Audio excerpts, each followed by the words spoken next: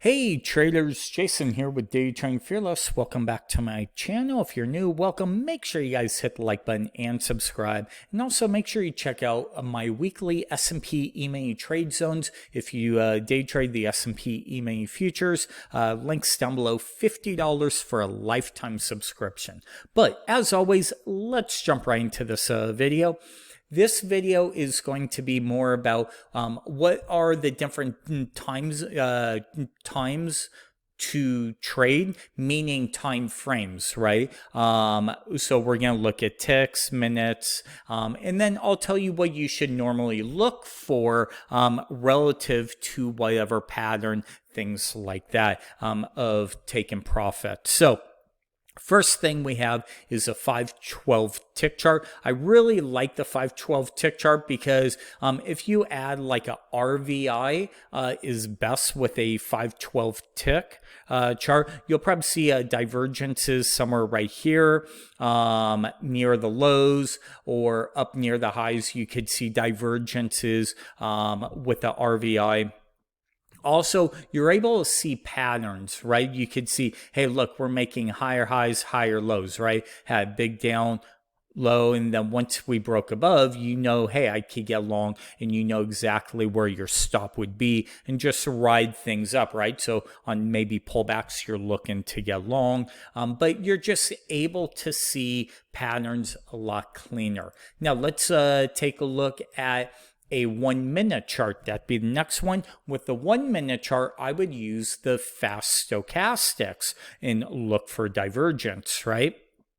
Also, you could see patterns. You see right here, we have a shoulder, a head, the right shoulder. Here's our neckline. And then once we kind of fall from here, look at this, we take out this entire move to the downside, right? So that's on a 1 minute. I like it. Real quick, going back with the 512 tick chart, I would usually look for maybe a point, just a quick little scalp. 1 minute, if you see a divergence, maybe look for about 3, 4, 5 points, something like that. Next, we would look at a potential 5 minute. 5-day, 5 minute, look at the bigger trends. But these are where you could use the candlesticks, right? Reverse waterfalls, use a RSI, anything 5 minute or higher, look for divergences and tie them in with a reverse waterfalls or waterfalls. So once you see a waterfall break, get long to the upside and look at this. Even on the pullbacks, you're still making higher highs, higher lows right now, right? A low, high, higher high, higher low, higher high. And so maybe on a pullback and you're looking for bigger moves, maybe 5, 10 point moves. Our next time frame would be a 15-minute chart. These you would probably look for bigger moves, about 10 or 15. Same concept, use an RSI, look for divergence.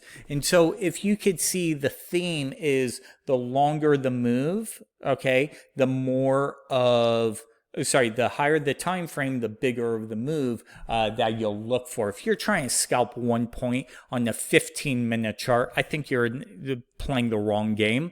I think you got to look for bigger moves because there's a lot more movement that could happen during those 15-minute candles, and then just bigger patterns. The next would be just probably a 30-minute, right? That's a bigger trend. Hey, look, if like, here's a great example of bigger trends, right? We have a low here. Price came near this low. Maybe as we were coming down here, look to get long because we are making higher highs, higher lows on the bigger trend, and say, hey, I don't think we're going to break that low, get long, and maybe you could get a nice 20, 30, 40 point move.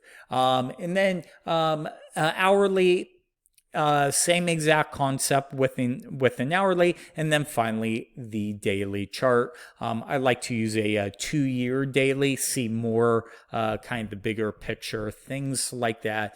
But hopefully that helps for you guys to kind of see and understand different things, different time frames, if it's something that you're new to day trading or something like that. But hopefully this video helped. Hope you guys have a great day, and remember, check the links down below, free Discord chat room, other goodies down there too. And until next time, we'll talk to you soon.